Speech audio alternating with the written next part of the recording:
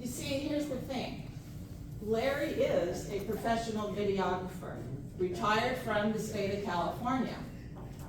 He is also a graduate of San Juan High School and is the president of their alumni association. So in 2013, when San Juan High was celebrating its centennial, Larry produced a video. In 2012, well, let me backtrack and say, that's not all Larry produces. If you remember a couple of years ago at our Orangevale History Museum, there was a 6-panel display on the Sunrise Mall. That too was Larry Fritz. But that's not all he does. Now you're embarrassing me. He makes contributions to the Legacy exhibit and the San Juan hallways. His work is throughout this area of the county. And you can see it too in the Citrus Heights Historical Society, because in 2012, there was only 2 board members left.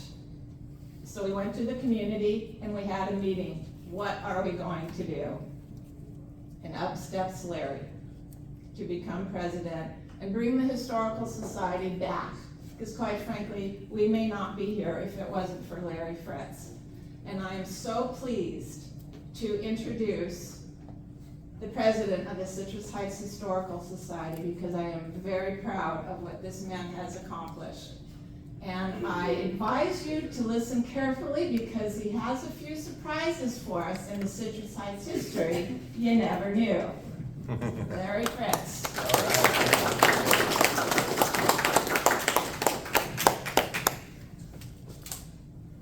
Well, thank you, Tina. That was really a wonderful introduction. And thank you all for coming here tonight.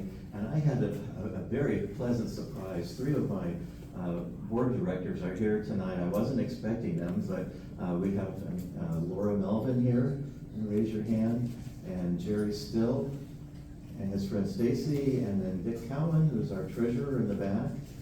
And also, thank you for coming here to support me tonight. And also, my wife, Maria's in the back with her mother.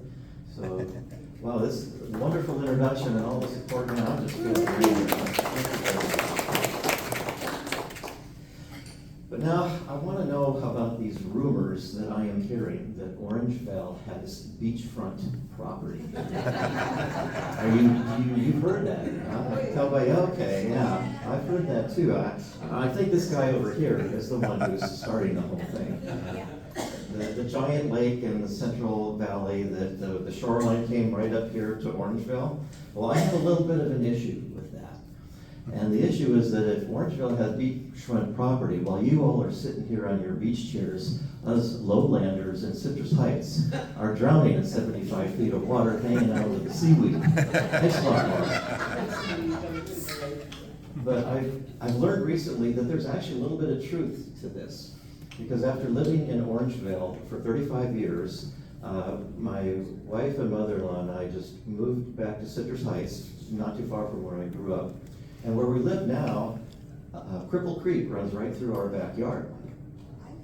And if you know, Cripple Creek originates in Orangevale. And in fact, a big chunk of Orangevale drains into Cripple Creek.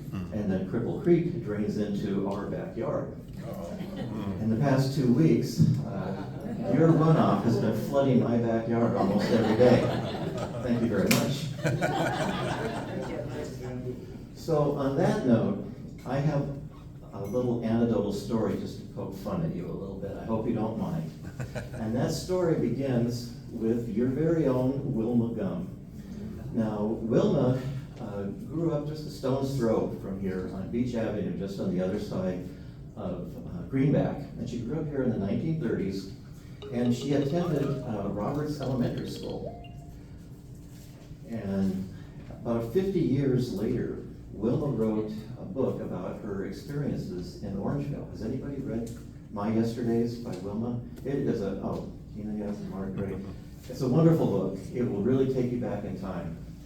and experience what life was like here. But one of the things that she did in her book is she included a fun fact about every one of her classmates at Roberts Elementary. Now, two of those classmates are from my neck of the woods, which is Ted Mitchell and his sister Iris.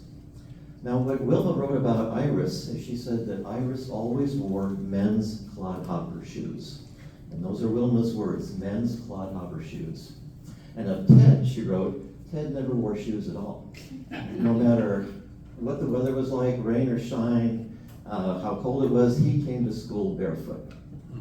Now, Wilma's no longer with us, but Ted is still with us. In fact, Ted is turning 100 years old in March. Wow. And Priscilla interviewed him, I think, what was it, a couple of years ago? And he's still sharp as a tack. So I thought it would be fun to do a little fact check on Wilma. She's recalling this information 50 years after the fact. So I thought, well, let's see how accurate she is. So I asked Ted one day, I said, do you remember Wilma Gum? And he said, oh yeah, I remember Wilma. She was a classmate at Roberts Elementary. She was a couple of years older than me. I said, well, Ted, Wilma wrote a book, and she put something about you and your sister in it. And I thought, oh, okay. So I said, Wilma said that your sister always wore men's clodhopper shoes. And Ted said, well, for crying out loud, we lived on a farm. What was she supposed to wear, high heels?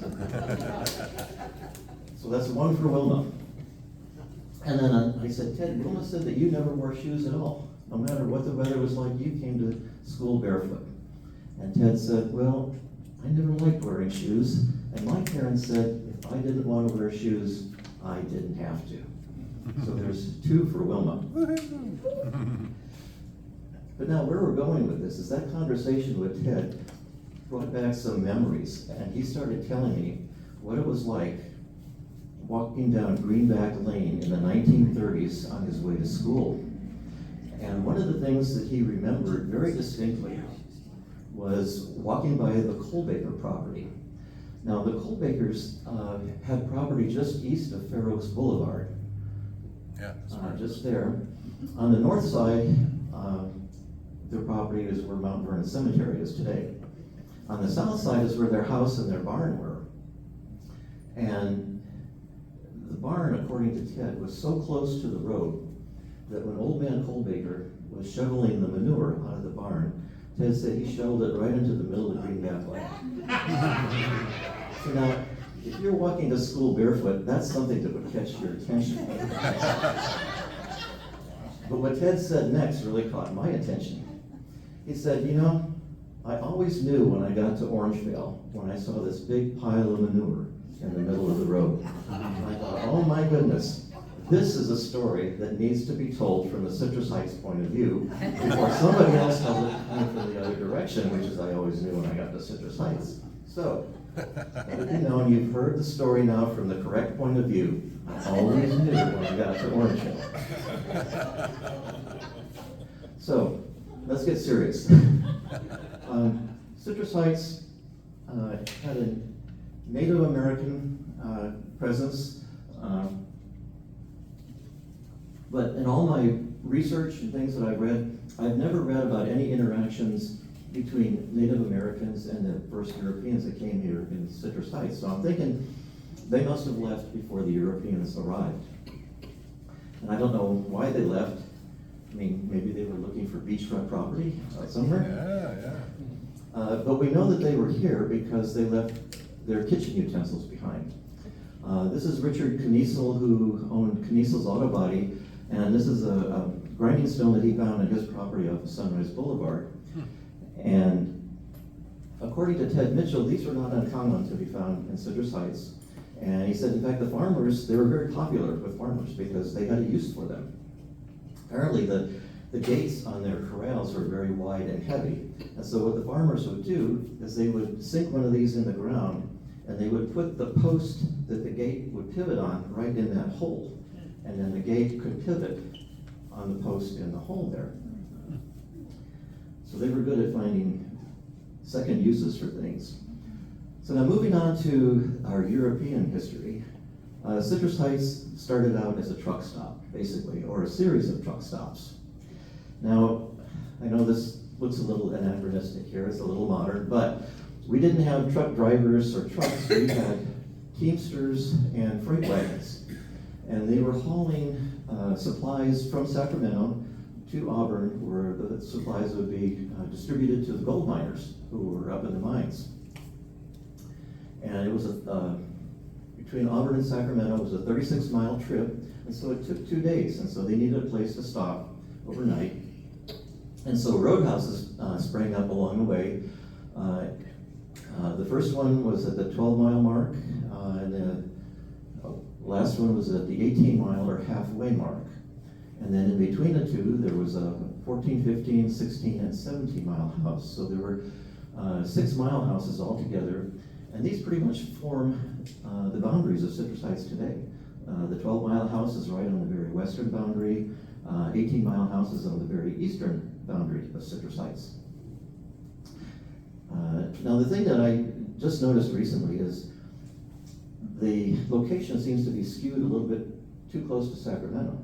I mean, if you know the topography, the first half of the journey between Sacramento and Roseville is very level. There's no elevation gain. They should have made good time. They should have been a lot farther along than 12 miles. If they stopped at 12 miles, they still had twice the distance to cover the next day with a lot more difficult terrain.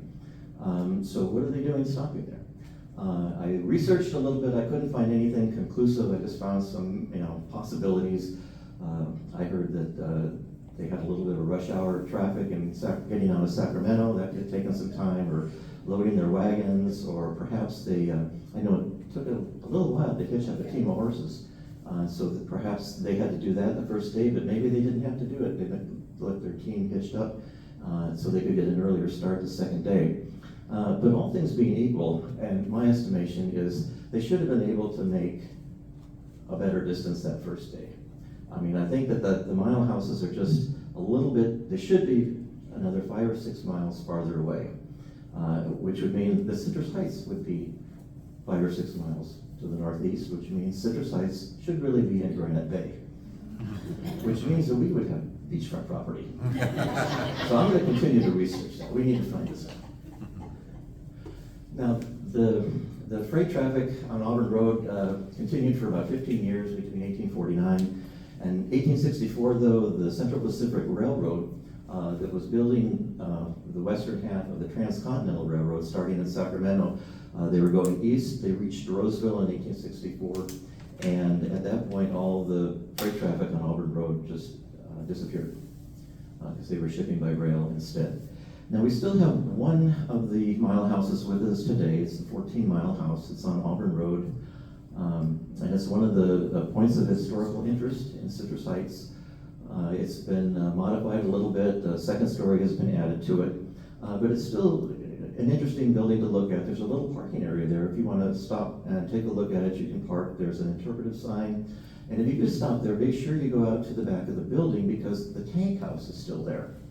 Now, this is something that all residences in Citrus Heights had at the time because there was no other way to get water.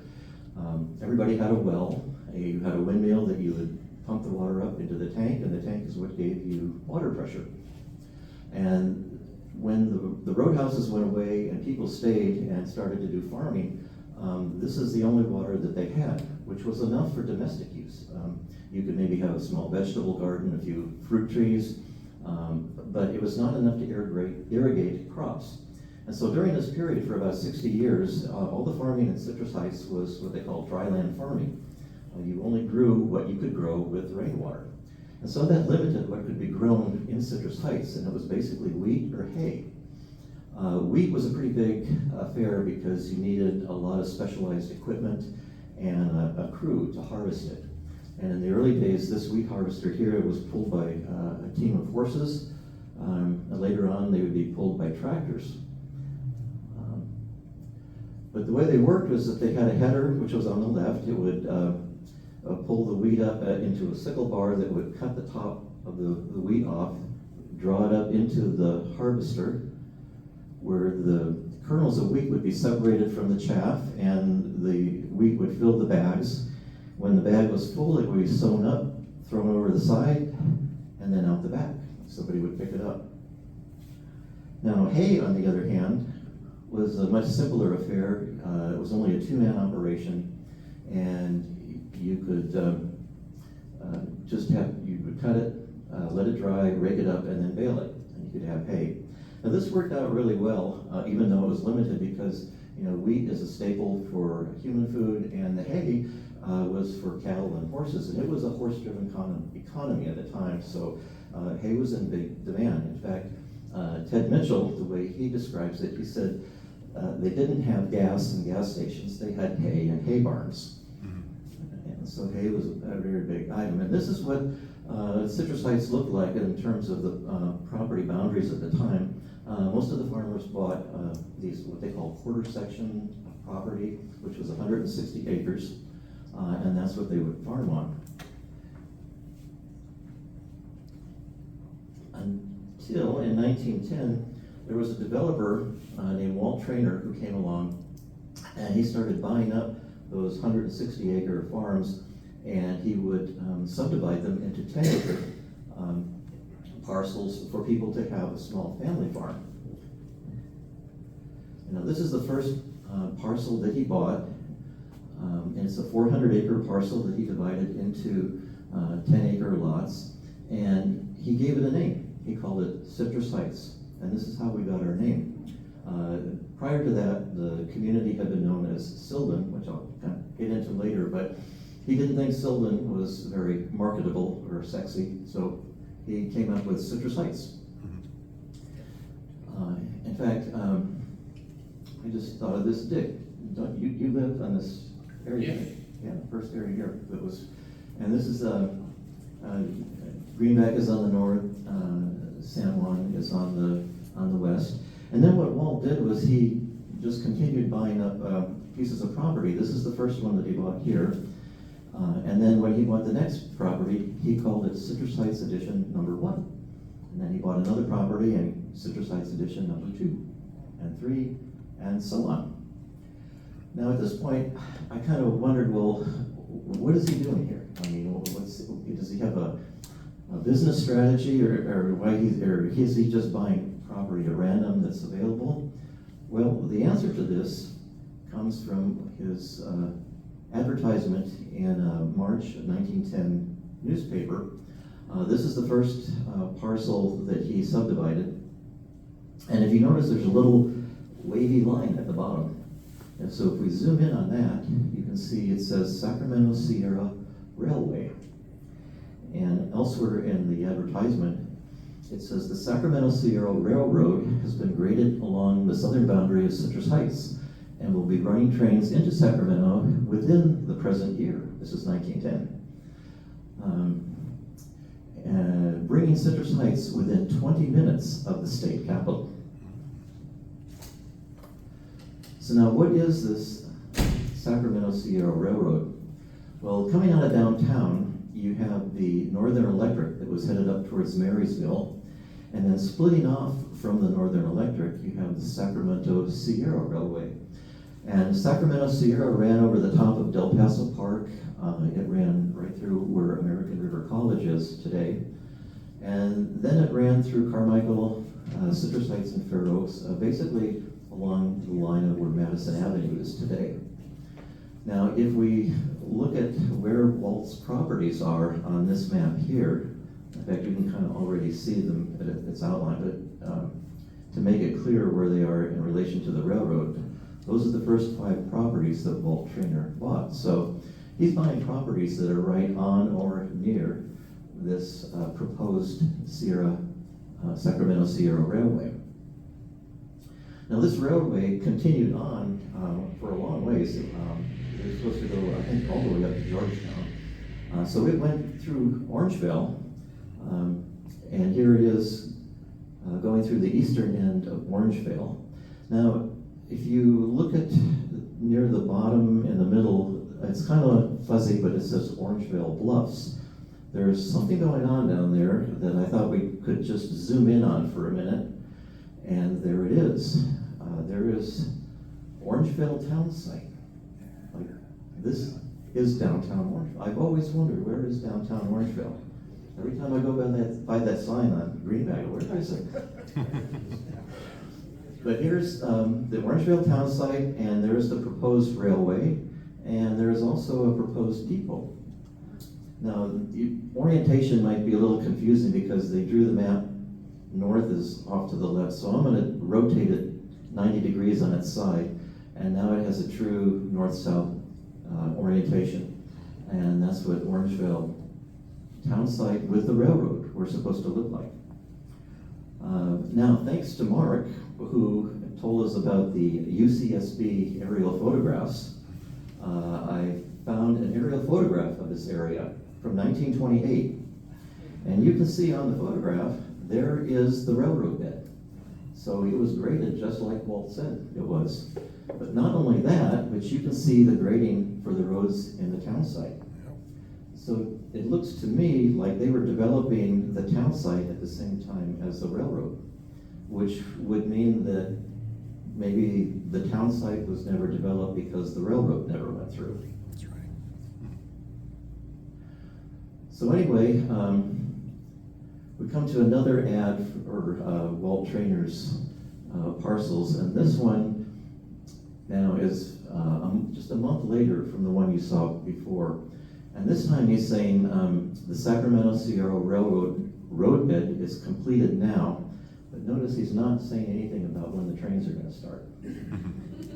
So he's kind of pulling back a little bit, and now he's saying this will bring citrus sites within 30 minutes of Sacramento. If you remember the previous one, we were 20 minutes away. Now we're 30 minutes away. So he's being a little more cautious here. And then if you go to the first ad that I showed, this was actually came out in, excuse me, 1912. This one makes no mention of the railroad at all. So sometime in the interim, the railroad kind of just went away. And I don't know for sure why, but you can only imagine it was a victim of the automobile. It was just built a little bit too late. However, even though Walt kind of had the rug pulled out from underneath him, he's going to turn out to be okay, because something else is going on at the moment, and that is the elementary school districts in the area all really want to have a high school. Actually, the people in the area all really want a high school. Those elementary school districts only went up to the 8th grade, and people at this time, in about 1910 or 12, they knew their kids needed more education, but they could not afford to send them to downtown Sacramento, which is where the nearest high school was. And so somebody gave them the idea that if they all banded together and they got a ballot measure to tax themselves to form a high school district, that they could do it on their own and have their own high school. And Dick has done a presentation on this, which is really fabulous. He really goes into a lot of detail about it, and it's a very exciting story to hear of how it all happened. So anyway, there were people from each of the elementary districts that circulated a petition to get a ballot measure to get a tax for a high school district. O.H. Close is from the Orangevale district.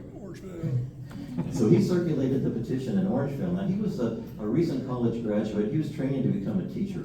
So he's thinking, well, you know, if this high school goes through, you know, I got a job as a teacher here. Well, it didn't quite work out that way. It did work out, though, that when they got the ballot or they voted on the measure in spring of 1913, which was basically, shall we tax ourselves to build a high school? It passed. It not only passed overwhelmingly, it passed unanimously. There was not one single no vote, and that's how badly everybody wanted a high school in the area. What didn't work out for O.H. Close, though, was he ended up becoming the principal instead of a teacher. And so he was San Juan High School's first principal. And just a few months after they passed the ballot measure, classes for San Juan High School started at the Fair Oaks Elementary School, located where the Fair Oaks Community Center is now. And now the next step that they had in the process, though, was to decide where to build a permanent high school. And this time they were not so much in agreement, all the elementary school districts, because they covered a pretty big area, roughly the size of San Juan Unified School District today. So all of the elementary school districts wanted the high school in their area. Well, when it finally came down to taking a vote on it, they had narrowed it down to 2 locations. They had one 10-acre site in Fair Oaks, and then they had another 10-acre site in Citrus Heights. Now the Citrus Heights site, it says at the bottom, was offered to the district as a gift without any consideration or conditions or monetary consideration of any kind. So now you wonder, well, who's gonna give them that much free land and why? And would they even choose to have that site? Well, the answer to all those 3 questions is yes, they chose the free site, and it was old Walt Trainer who offered that free land to the school district. He lost his railroad, but he gained a high school. He needed something to attract people to his developments. And now, later that year, in 1915, San Juan High School was constructed on Greenback Lane, where it is today. Now, if you stood with the camera man was right here, this would be an impressive sight, because as far as the eye could see, all around you is just fields, open land, farmland. You are just way out in the country, and out here in the middle of nowhere, there is this huge building. And so the people who built San Juan knew that it was going to be more than just a high school. It was going to be a community center, social center, civic center. And so one of the things they did in San Juan is they built in a motion picture theater in the school. And what's really kind of impressive about this is that to build a motion picture theater, you had to have a projection room that was not only completely soundproof, but it had to be completely fireproof, because film was so flammable at that time. So this actually is a projection room from a small theater in Niles that was built about the same time as San Juan. So I'm thinking it looks, as far as the equipment in the room, it looks pretty much similar to what San Juan had. I know that also, they spent a little time and money on getting just the right projector. As you can see, this is a cartoon from the school newspaper. And on the left, you can see that they started out with a hand crank projector. Obviously, they didn't like it. And they went through several iterations until they found one that they did like. That was an electric projector. Now, in honor of this new projector that they had, they decided to have a really big premiere event.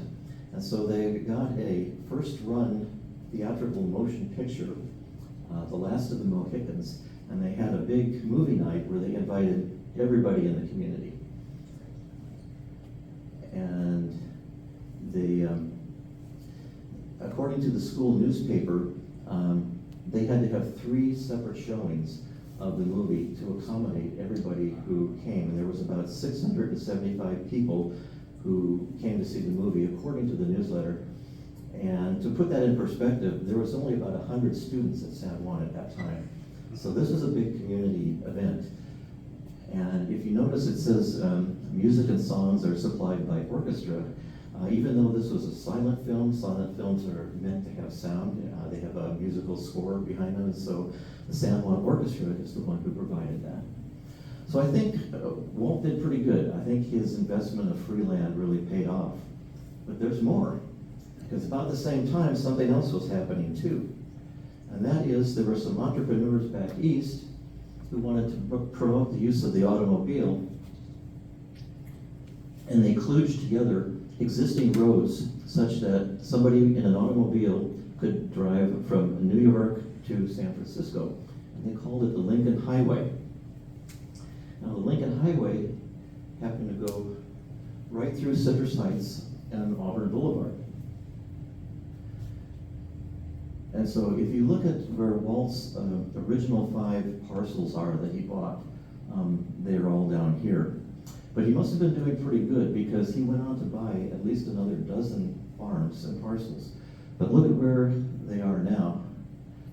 So he was playing to a train, now he's playing to the highway. So he's got a means for people to come to his land holdings. Now, I don't know what he was thinking with number 14 down in the lower right corner, but some of the others like number 20 and 18, even though they're a little bit removed from the highway, they are right on the water main that's coming from Baldwin Reservoir into Citrus Heights. And this was the other thing that Walt needed. He needed water, and dryland farming was not going to work with small family farms. They needed water. So one of the other things that Walt did was he and a few of the other people in the community, they formed a private association in 1916 to try to build a water system.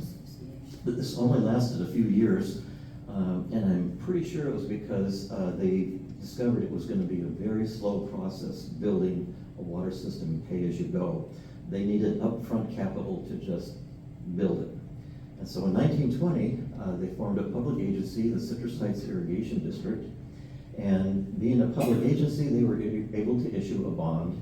And in 1922, they put in the entire system of pipes. And here's a map that shows how the main water line is coming up Oak Avenue from Baldwin Reservoir. And then the dashed lines are all the water mains going to the different areas. And you can kind of see how they were servicing the parcels that Walt had purchased. Now, although they had water, they didn't really have enough water. And I don't know if this is something that happened in Orangevale too, but they had an air raid type siren signal that would tell people when they needed to shut their irrigation water off and when they could turn it back on. And depending on the number of blasts, it would signal certain parts of the community, hey, turn your water off for a while, or okay, it's okay to turn it back on, because there was not really enough water to go around. And one of the other things that illustrates that is this, I got a kick out of this, rule number 19. This is from their 1922 rules and regulations governing the distribution of water. And it says, in case of fire in any house on your lateral, and I'm assuming that means your main water line, capital letters, cut off your irrigation. So your unfortunate neighbor can have all the water and pressure in the lateral. So this was actually 11 years before we had a volunteer fire department. So this was the best that you could do. Give your neighbor all the water pressure that you can. Now, another thing that happened along with the Lincoln Highway coming through is that there were a lot of businesses that came to Citrus Heights as a result of this, and there were mainly gas stations, restaurants, and motels. Now, there's one of these that really stands out above the others, and that was the Florida Inn. Now, the Florida Inn had a very large restaurant that had a banquet room and a dance floor, and not only that, but they had a motel, which for the time was a pretty upscale motel. I mean, this is the 1920s, and you had some very primitive auto camps at that time, so this was a rather luxurious motel for the time. But that's not all. They had a gas station and a service station as well. And all of these were run by this couple here. This is Annie and Henry Koldani. And they have kind of an interesting background. Annie's from Auburn. They married in California, but then they bought in land in Florida as part of the Florida land boom. And they moved to Florida and tried to start their business there. But they very quickly had a brush with the mafia. And they were so spooked by that they packed their belongings in the middle of the night and they headed right back to California. And when they were going through Citrus Heights, they found a plot of land that they liked right on Auburn Boulevard at Greenback Lane, and that's where they built their restaurant and motel and gas station, but they gave a little nod to their former location, which is why it's called the Florida Inn. Now, not only did they have this restaurant, but they had nightly entertainment. This was their house band. This is the Claiborne 5 ragtime band, and they played every night at the Florida Inn. And not only did they have a band, a live band to play there, they also had dancers. And these are the Continental Dancers. This is the house dance team that they had that performed nightly. And if you notice the gal on the left, who has the X underneath her, that's Evelyn Kodani. She is the daughter of Henry and Annie. And also they had a son, Henry Jr., who was the bartender, and he also ran the gas station. So it was a real family-run business. Now you can imagine with all of this food and entertainment and lodging, that this was a real happening place, especially at night. There was a lot of people that went there, but not really the locals. Annie was a real socialite, and she was very well connected with politicians and upper class people in downtown Sacramento. And those are the people who came out to the Florida Inn, because they wanted to have a fun night, entertainment, being away from the limelight. They liked coming out into the country where they were away from everybody else, and they could have a little bit of privacy to have their fun. And what illustrates this in particular is the dining room. You see on either side of the dining room tables here, there are booths, but you can't see the tables because there are privacy curtains on each of the booths, as in, what happens at the Florida Inn stays at the Florida Inn. Now, this is an aerial shot of Citrus Heights in the early 1950s. Greenback Lane is running right down the middle. Auburn Boulevard is at a diagonal. And the Florida Inn is right there where the two roads meet. And this remote location worked very well for the Florida Inn. However, it didn't work well for getting services from the government. We were just, and this is the same with Orangevale too, so you know this too. If you wanted something done, you just had to do it yourself. And let me back up a little bit here. That's what happened in the 1860s when we were making a transition from roadhouses to farming. Is people knew that they needed a school, and there was no way that the government was going to provide one. So the people in the community just donated all of the materials, they donated the land, they developed the curriculum, bought the supplies, and they created a schoolhouse. Actually, they created a school district, the Sylvan School District. And this gentleman here, W.A. Thomas, is the one who donated 5 acres of land to put the school on. And for his generosity, he was the one who got the naming rights for the school. And so he chose the name Sylvan because the area was very heavily wooded with oak trees at the time. And in 1903, the school had a little bit of a facelift to give it that iconic one-room schoolhouse look. This is the same building that you saw in the previous photo. But this little one-room schoolhouse served Citrus Heights for 60 years. And that kind of shows you how steady and stable the population was, that this is all they needed for 60 years. And then while Traynor started subdividing, more people started moving in, and in 1921 they had to add a second schoolhouse. But then only 7 years later, in 1928, they had to add a third school building. And this is the one that they added in 1928. And when they added this one, they surplused that original 1862 one-room school building, and they sold it to an organization called the Citrus Heights Community Club. Now, the Citrus Heights Community Club moved the building about a quarter mile down the road onto Sylvan Road, where it still is today. It's now serving as a veterans center on Sylvan Road. But this is what it looked like in 1928 when the community club purchased it. And now the community club was like a catch-all civic and social organization, and they provided all the services that we couldn't get from the government. And so they did a lot of road work. They were instrumental in starting our volunteer fire department. They had also sorts of social events, and just everything that the community needed. They had a committee to work on it. They even had a squirrel abatement committee. You never knew that squirrels were a problem then, but when you think about all the crops that they had. Now, I don't know if you can see this little barn-like structure on the left there. That's what Costco looked like in 1928. That's where it is today. So anyway, their big signature event was Road Day. Every year in the spring, everybody would get together and they would go out and they would repair the roads, put up new signs, do improvement projects in schools, And then they would have a big potluck at the end of the day. So it was something that really brought the community together. The other thing that I mentioned, they were instrumental in starting the Citrus Heights Volunteer Fire Department in 1933.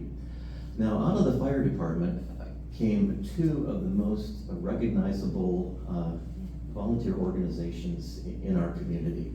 And the first of these was the Ladies Auxiliary.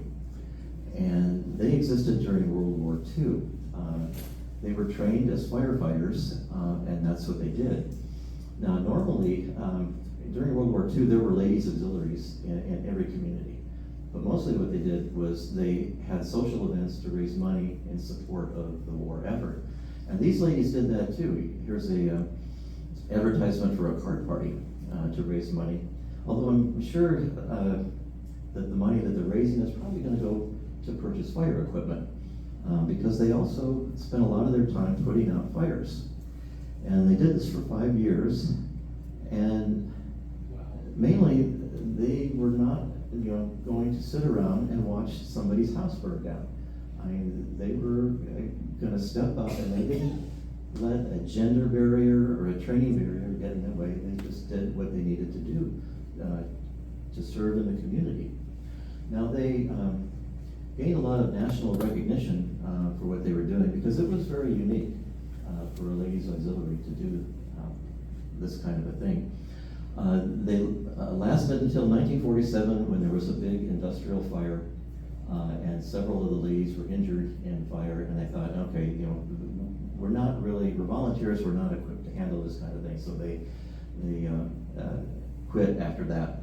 But that only lasted for a few years, when Gene Desmond, the man on the right, who was the fire chief, he noticed that there was a problem in that his firefighters were being split between fighting fire and giving medical aid to people who were victims.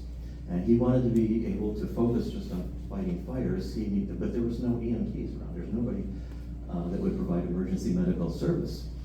And so he talked to his wife, Zella, who had been one of the in Ladies Auxiliary, and he said, hey, can you get some of the ladies together and do an encore? And so they did. They formed a new organization in 1951 called the Ladies in White. And this time it was for emergency medical services. Again, they were just stepping up and doing what needed to be done. And they all received first aid training. The county provided the ambulance. And what they did was all of them had a radio in their homes that was connected to the dispatcher at the fire station. And when there was an emergency, they were here on the radio. And actually, when the radio came on, there's one that said, everybody in the house got real quiet, because mom might be getting called out for an emergency. And then they would respond directly from their homes if they were needed for that particular emergency situation. And then a couple of the ladies who lived closer to the fire station where the ambulance was kept would go swing by and pick up the ambulance and bring it to the emergency scene. So for over 30 years, they responded to all sorts of medical emergencies. A lot of accident victims, drownings, poisonings, whatever. They also delivered a lot of babies too. That was their favorite call to go on, is delivering a baby. So now they gradually just kind of went away when we started having paid professional emergency medical technicians. So this is something that I find very unique about, well, not unique, but an aspect that I like about Citrus Heights is that the people there are willing to just step up and do whatever is needed. They have this characteristic of spirit of volunteerism. Now that characteristic of volunteerism also caused a few people in the 1980s from Citrus Heights to form a committee and start a campaign to make Citrus Heights a city. Now that campaign turned into a 10-year knockdown drag-out fight with the county. It was like a David and Goliath battle that went all the way to the Supreme Court. But I think I'm out of time, and I'm out of slides. So that's a story for another time. So thank you very much for your attention. You enjoyed it.